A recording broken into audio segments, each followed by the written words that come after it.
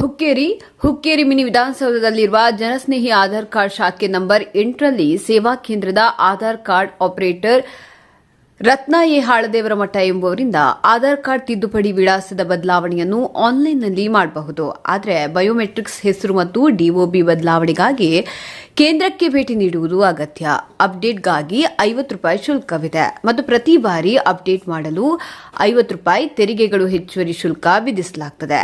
ಉಚಿತ update Uday June 14, 2026ರವರೆಗೆ ದಾಖಲೆಗಳನ್ನು ಉಚಿತವಾಗಿ ಆನ್ಲೈನ್ನಲ್ಲಿ ನವೀಕರಿಸಲು ಅವಕಾಶ ನೀಡಿದೆ.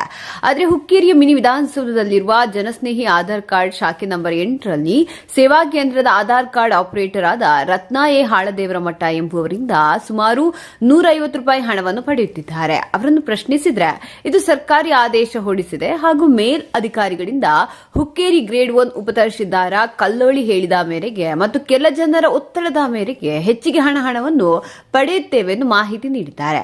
ಇಲ್ಲಿ ಯಾವುದೇ ರೀತಿಯ ಸರ್ಕಾರಿ ನಿಯಮ ಪಾಲನೆ ಮಾಡುತ್ತಿಲ್ಲ. ಬಡ ಸಾರ್ವಜನಿಕರಿಂದ ಹಣ ಲೂಟಿ ಜೊತೆಗೆ ಸುಲಿಗೆ ಮಾಡುತ್ತಿರುವ ಬಗ್ಗೆ ನಮ್ಮ ಕ್ಯಾಮೆರಾದಲ್ಲಿ ಕೆಲ ದೃಶ್ಯಗಳು ಸೆರೆಯಾಗಿವೆ. ಇದು ಬೆಳಗಾವಿ ಜಿಲ್ಲೆಯ ಹುಕ್ಕೇರಿ ಸರ್ಕಾರಿ ಆಧಾರ್ ಕಾರ್ಡ್ ಕೇಂದ್ರದಿಂದ ಸರ್ವಸಾಮಾನ್ಯರಿಂದ ಹಣ ಲೂಟಿ ಬಡವರ ಕಿಸೆಗೆ ಕತ್ರಿ ಹಾಕ್ತಿದ್ದಾರೆ. ಮನೆ ಬಂದಂತೆ ಸಿಕ್ಕಾಪಟ್ಟೆ ಹಣ ಸುಲಿಗೆ ಮಾಡುವ ದಂಧೆ ನಡೆಯುತ್ತಿದೆ. ಹೊಸ ಆಧಾರ್ ಕಾರ್ಡ್ಗೆ ಗೊತ್ತಿಲ್ಲ ಎಷ್ಟು ರೂಪಾಯಿ ಹಾಗೂ ಆಧಾರ್ ಕಾರ್ಡ್ನಲ್ಲಿ ಕರೆಕ್ಷನ್ ಅಥವಾ ಸ್ಪೆಲ್ಲಿಂಗ್ ಮಿಸ್ಟೇಕ್ಸ್ ಆದರೆ ತಿದ್ದುಪಡಿಗೆ ಎಷ್ಟು ಹಣ ಪಡೆಯುತ್ತೀರಿ ಎಂಬುದನ್ನು ಕೇಳಿದ್ರೆ ಮಾಹಿತಿ ನೀಡಿಲ್ಲ. ಇದು ಯಾವಾಗ ನಿಲ್ಲುತ್ತೆ? ಜನರ ಹಣ ಲೂಟಿ ಮಾಡುವ ದಂಧೆ ಸಂಬಂಧಪಟ್ಟ ಅಧಿಕಾರಿಗಳು ಏಕೆ ಸುಮ್ಮನಿದ್ದೀರಿ? ನಿಮ್ಮ ಪಾಲು ಎಷ್ಟಿದೆ?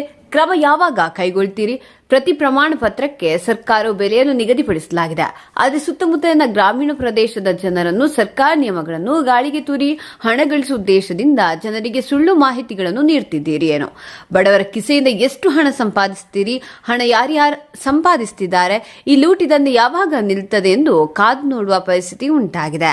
ಈ ವಿಷಯ ಮೇಲಿನ ಅಧಿಕಾರಿಗಳಿಗೆ, ಜನಪ್ರತಿನಿಧಿಗಳಿಗೆ ಗೊತ್ತಿಲ್ವೇ?